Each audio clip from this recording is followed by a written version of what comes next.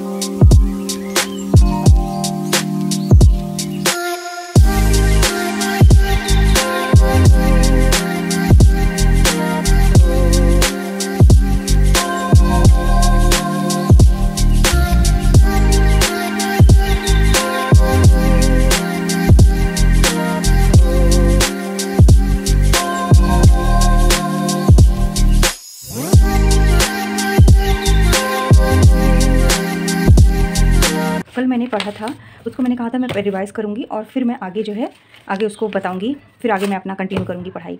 तो कल मैंने पढ़ा था हिंदी का मैंने फर्स्ट चैप्टर जो कि पढ़ा, तो मैंने पहले भी है हिंदी का चैप्टर, ऐसा कुछ नहीं है कि नहीं पढ़ा है, लेकिन वो मैं मतलब अच्छे से याद करके जैसे मैं पढ़ना है। तो सबसे पहले मैंने पढ़ा जो है भाषा विचारों की भाषा की अगर परिभाषा की बात करें तो विचारों के आदान प्रदान का माध्यम ही जो है भाषा है। भाषा भाष धातु से बना है और भाष धातु से बना है। हिंदी भाषा जो है वो फारसी से निकला हुआ है और सबसे पहली भाषा जो हमारे यहाँ मानी जाती है वो संस्कृत की मानी जाती है। उसके बाद पाली और फिर प्राकृत, फिर अपभ्रंश और अवहट दोनों साथ साथ में चलती है। और चंद्रधर शर्मा गुलेरी जी ने ये अवहट को ही पुरानी हिंदी कहा है। तो संस्कृत का ही एक कुछ और नाम है, जैसे कि देव भाषा, वेद भाषा, वैदिक भाषा, आदिजन्य। और इसको अलौकिक भी कहते हैं क्योंकि ये आम लोगों की भाषा नहीं थी, जो कि इसीलिए इसको अलौकिक कहते हैं। पाली भाषा को लौकिक भाषा भी कहते हैं और प्रथम ग्रामीण भाषा भी कहते हैं इसको। और महात्मा बुद्ध ने अपना जो भी दिया था, जो कहते हैं ना उपदेश दिया था, वो पाली भाषा में ही दिया था। प्राकृत भाषा को जैन धर्म की भाषा भी कहते हैं क्योंकि महावीर स्वामी ने जो भी ग्रंथ लिखे अपने जैन धर्म के लिए वो प्राकृत में ही था। अब आते हैं कि हिंदी भाषा का जन्म कब हुआ, जब ये सारी भाषाएं आई तो हिंदी कब आया। तो हिंदी जो है, हिंदी का जन्म 1000 ईस्वी के लगभग हुआ था। और हिंदी की लिपि की बात करें तो हिंदी की लिपि जो है वो देवनागरी लिपि है। सर्वप्रथम गुजरात में जो इसका अभिलेख पाया गया देवनागरी का, वो गुजरात में गुजरात नरेश ने एक अभिलेख लिखवाया था जिनका नाम जयभट्ट था।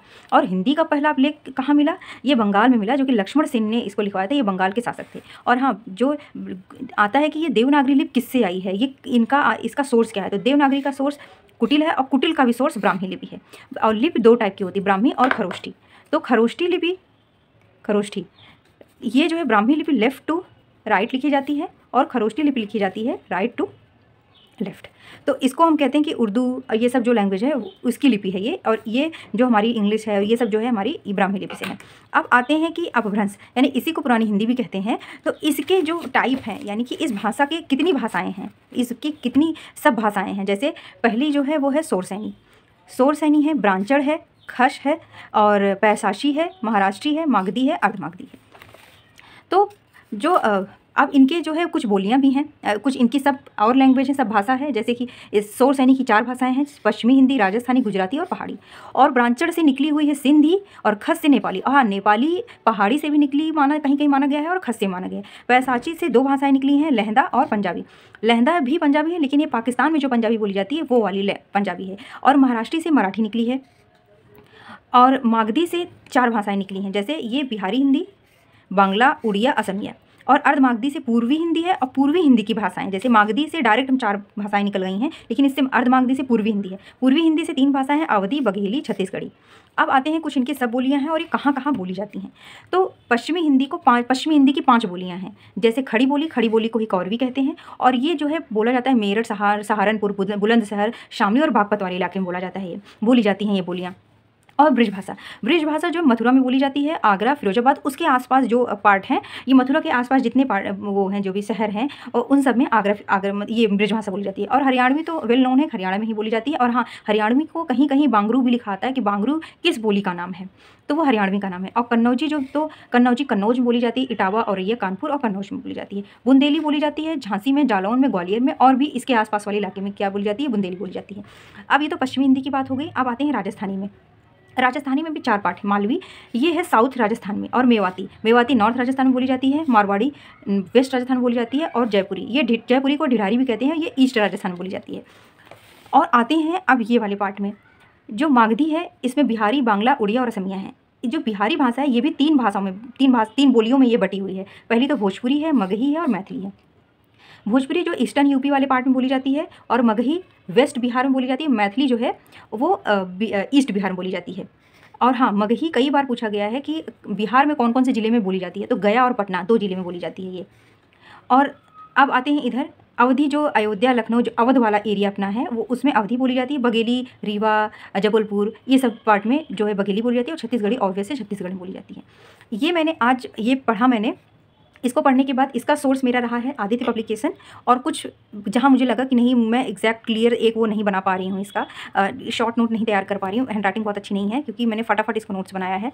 और ये जो है, अब मैंने इसका क्वेश्चन किया है इसको, क्योंकि मैंने इसलिए इसमें लिख लिया है क्योंकि मुझे एज इट इज़ याद करना है। तो इस पर मैंने फर्स्ट वाला क्वेश्चन इससे किया है। ये देखिए भाषा इसमें है ना, भाषा, हिंदी भाषाएँ और बोलियाँ, और उत्पत्ति एवं विकास। इसमें आप देखेंगे तो बहुत सारे क्वेश्चन इसमें हैं, बहुत सारे हैं इसमें, तो इससे मैंने किया हुआ है।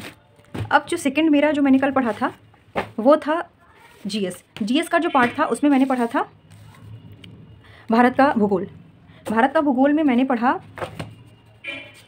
कुछ चीज़ें, मैंने इससे पढ़ी, क्योंकि ये सफिशिएंट तो है, लेकिन कभी कभी क्या होता है कि अगर हम सिर्फ रटने पे आ जाएं तो मुझे लगता है कि वो ज़्यादा दिन तक नहीं चलता है। जैसे भारत गोंडवाना लैंड का पार्ट है, जैसे टेक्टोनिक प्लेट जब टूटी और बहुत सारे पार्ट में वो बदली, तो ये गोंडवाना लैंड एक पार्ट था, उसका पार्ट भारत है। और गोंडवाना लैंड के और भी पार्ट हैं, जैसे और भी उसी के से बने हुए हैं, जैसे दक्षिण अमेरिका और अफ्रीका, अंटार्कटिका और ऑस्ट्रेलिया।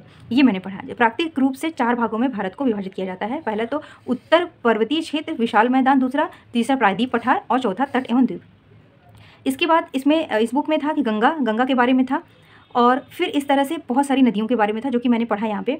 लेकिन एक चीज़ जब मैं कल पढ़ रही थी तो मुझे एक चीज़ ये लगी कि जैसे मैं इसको याद तो कर रही हूँ, हाँ अच्छा है शॉर्ट के लिए, और हाँ एक चीज़ मैं और बताऊँ कि पढ़ने के लिए तो बहुत है, बहुत विशाल है। ये जो ज्योग्राफी हो गया या हिंदी हो गया, इसका कोई और छोर नहीं है। लेकिन अगर आपने एक ऐसा कोई टारगेट किया हुआ, जैसे मैंने वीडियो टारगेट किया हुआ है, तो वीडियो क्रैक करने के लिए मुझे उसमें पीएचडी नहीं करनी है, उसका मुझे सिलेबस देखना है और उसके सिलेबस के अकॉर्डिंग पढ़ना है। लेकिन हमको इतना भी आंख बंद करके नहीं पढ़ना है कि हम बस उसको याद किए जा रहे हैं और लास्ट में हम भूल जाएं। तो कुछ चीज़ें ऐसे हैं जिसका हमें कॉन्सेप्ट भी क्लियर करते रहना चाहिए साथ साथ में। जैसे कि यहाँ से यहाँ तक जो मैंने पढ़ा, 2-3 पेज मैंने इस जो भी बुक मैं आपको दिखाई, इसका मैंने ज्योग्राफी वाला पार्ट पढ़ा, तो मुझे लगा अगर मैं पहले माउंटेन्स, रेंजेस और रिवर सिस्टम, अगर इंडिया का ये मेरा कॉन्सेप्ट क्लियर रहेगा तो 2-3 पेज तो मेरे यूँ ही तैयार हो जाएंगे। तो इतना मैंने पढ़ तो लिया, लेकिन मुझे सेटिस्फैक्शन नहीं आ रहा था। तो इसके लिए मैंने ऑनलाइन सोर्स लिया, ऑनलाइन मैंने देखा, कुछ 2-3 वीडियो से ही मेरे माउंटेन रेंजेस और रिवर सिस्टम मेरे ऑलमोस्ट क्लियर हो गए हैं। अब मैं जब आज रात में मैं इसका वो बनाऊँगी, नोट्स बनाऊंगी, और फिर कल मैं आप लोग के साथ इसको शेयर करूंगी। बाकी मैंने जैसे कि मैं बताती हूँ, मैंने करंट अफेयर आज पढ़ा, सुबह 1 घंटे की क्लास लिया, और एक चीज़ और करंट अफेयर में पढ़ा। और हाँ, कल मैंने पढ़ा था रीजनिंग का कोडिंग डिकोडिंग पार्ट मैंने कंप्लीट किया था, क्योंकि ये मैंने ऑलमोस्ट 60 डेज़ का मेरा प्लान है पूरा, मुझे 60 डेज़ में पूरा कंप्लीट करना है। और उसके बाद अगर मुझे समय मिलता है तो मेरा समय सिर्फ और सिर्फ रिवीजन में जाएगा, और मेरा कोई और समय नहीं जाएगा और किसी चीज़ में।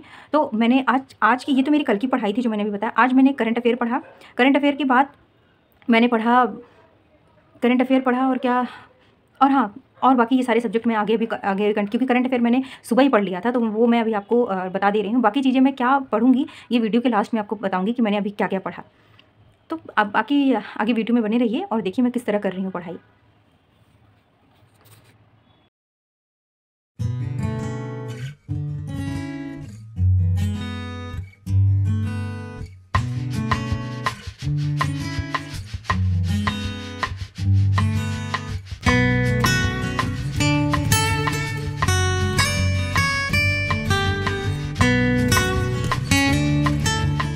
जब मैं 2-2.5 घंटे एक ही जगह पढ़ लेती हूँ ना, तो मुझे लगता है मुझे कुछ रिफ़्रेशमेंट चाहिए होता है।